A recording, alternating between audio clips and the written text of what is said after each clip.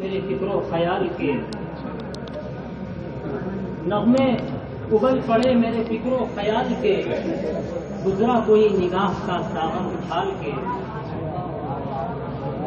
آئیے اب سیرت مصطفیٰ کے بعد اس مقدس جماعت کا تذکرہ کیا جائے جو نفاق و گمراہی کے ظلمت گدے میں مشعل ہدایت بن کر چمکے ہیں، جن سے ہمیں ایمان ملا، قرآن ملا، بلکہ جینے کا سلیقہ بھی ملا۔ لہذا عظمت صحابہ پر گفتگو کرنے کے لیے ایک ایسے بے باک مقرر اور خطیب کو آواز دیتا ہوں جن سے میری مراد رفیق طرز محمد عبداللہ شیرازی ہیں۔ میں ان کو دعوت دیتا ہوں اس شعر کے ساتھ کہ ہم نے ہر منزل انکا پہ جلائے ہیں چراغ، کہ ہم نے ہر منزل انکا پہ جلائے ہیں چراغ، ورنہ ہر قافلہ راہوں میں بھٹکتا ہوتا۔ محمد عبداللہ شیرازی۔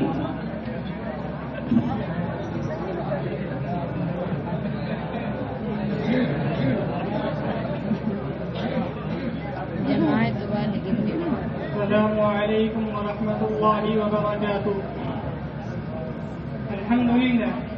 الحمد لله وكفى وسلام على عباده الذين اصطفى، أما بعد، فقد قال الله تبارك وتعالى في القرآن المجيد والفرقان الحميد: أعوذ بالله من الشيطان الرجيم، بسم الله الرحمن الرحيم، أولئك الذين امتحن الله قلوبهم للتقوى لهم مغفرة وأجر عظيم۔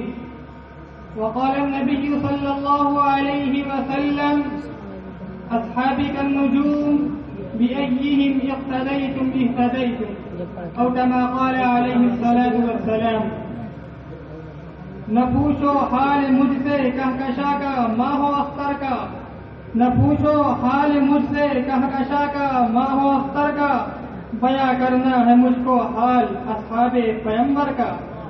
صدر محترم اور حضرات اساتذہ کرام، آج کے اس باوقار افتتاحی پروگرام میں ان اصحاب خیر کا تذکرہ ہوگا جن کے بارے میں اللہ جل جلالہ و عما نوالہ نے ارشاد فرمایا، یہ وہ لوگ ہیں جن کے دلوں کو اللہ رب العالمین نے تقوی کے لیے خالص کر دیا ہے، ان کے لیے مغفرت کا اعلان اور اجر عظیم ہے۔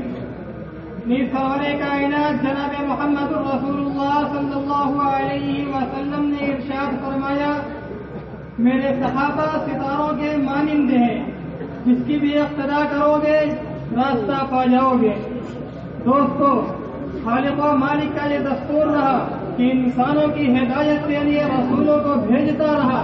چنانچہ حضرت آدم علیہ السلام کو بھیجا، حضرت نوح علیہ السلام کو بھیجا، حضرت ابراہیم علیہ السلام کو بھیجا، حضرت موسیٰ علیہ السلام کو بھیجا، حضرت عیسیٰ علیہ السلام کو بھیجا، آخر میں شہنشاہ مدحہ تاجدار مدینہ جناب محمد رسول اللہ صلی اللہ علیہ وسلم کو بھیجا۔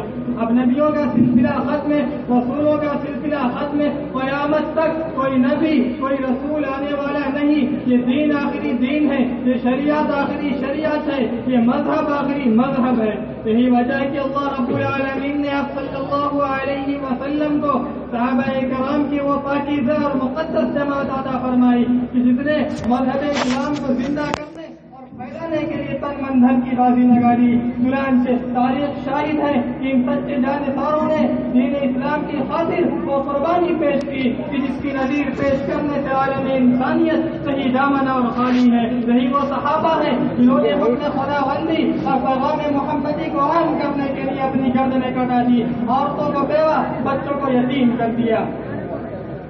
محترم حضرات، صحابہ کرام کی وہ جماعت ہے جس کو رب کائنات نے طرفگاہ نبوت کے لیے منتخب فرمایا، ہادی اعظم صلی اللہ علیہ وسلم کو ان کا معلم بنایا، کتاب ہدایت قرآن پاک عطا فرمائی، علام الغیوب نے خود ان کا امتحان لیا۔ صحابہ کرام کا یہ مقدس گروہ امتحان میں پورا اترا۔ خداوند قدوس نے انعام میں رضی اللہ عنہم ورضوان کا منصب بنایا۔ حقیقت تو یہ ہے صحابہ کرام دین کے ستون ہیں، صحابہ کرام کو خیر امت کے بلا واسطہ مخاطب ہیں. دوستو صحابہ کرام پاک باز ہیں, ان کے قلوب تقوی و طہارت سے لبریز ہے. قرآن کریم میں جا بجا اللہ رب العالمین نے ان کی تعریف فرمائی. قرآن کریم ان کی تعریف میں مطلب اللسان ہے. کہیں فرمایا اولئک هم المفلحون, کہیں فرمایا اولئک هم الراشدون, کہیں فرمایا اولئک هم الصادقون, کہیں فرمایا اولئک هم الفائزون.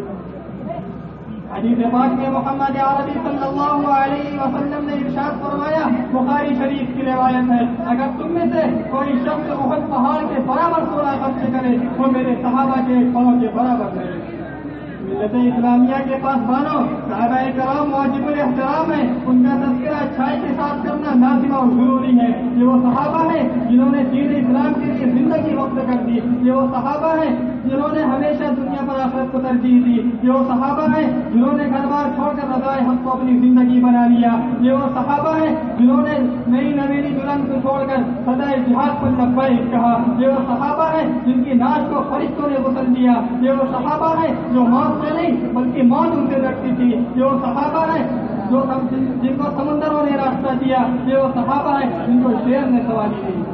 یہی وجہ کی دربار رسالت سے ان کو عادی النجوم کا موقع ملا. قرآن نے ان کی تعریف کی, اللہ نے ان کی تعریف کی, رسول نے ان کی تعریف کی. مگر مذہب اسلام سے مت والو, آج سے 1400 سال پہلے خاتم الانبیاء والمرسلین جناب محمد رسول اللہ صلی اللہ علیہ وسلم نے ارشاد فرمایا کہ میری امت 73 فرقوں میں تقسیم ہوگی. ہر فرقہ ناری اور جہنمی ہوگا, ایک فرقہ نجات پانے والا ہوگا. نجات پانے والا فرقہ کون ہوگا؟ نجات پانے والا فرقہ وہ ہوگا جو میرے اور میرے صحابہ کے نقش قدم پر چلے گا.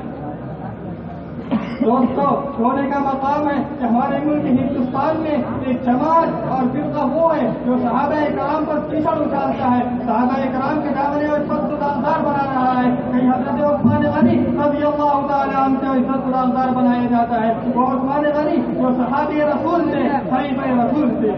کہیں حضرت علی, حضرت معاویہ رضی اللہ تعالیٰ عنہ کی شان پر دھبا لگایا جاتا ہے.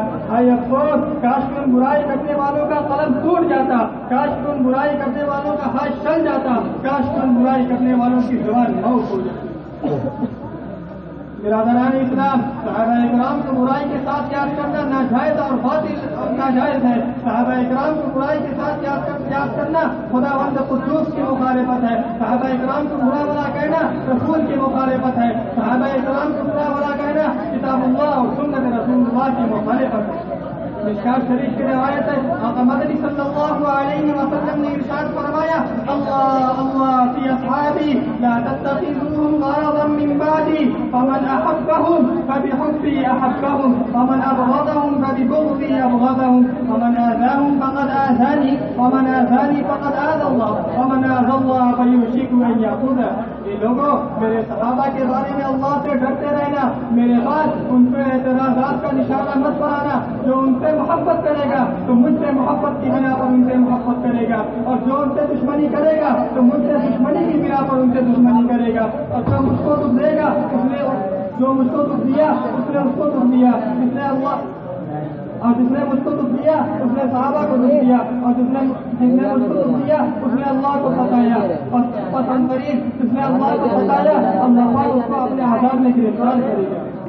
دوستو آؤ ہم سب مل کر اس بات کا عہد کریں کہ صحابہ کرام کے تقدس کی حفاظت کریں گے اور تعظیم حیات اسلام کی پاسبانی کریں گے. اللہ تبارک و تعالی ہم سب کو صحابہ کرام رضی اللہ عنہم کا احترام نصیب فرمائے. آمین. وآخر دعوانا الحمد للہ رب العالمین.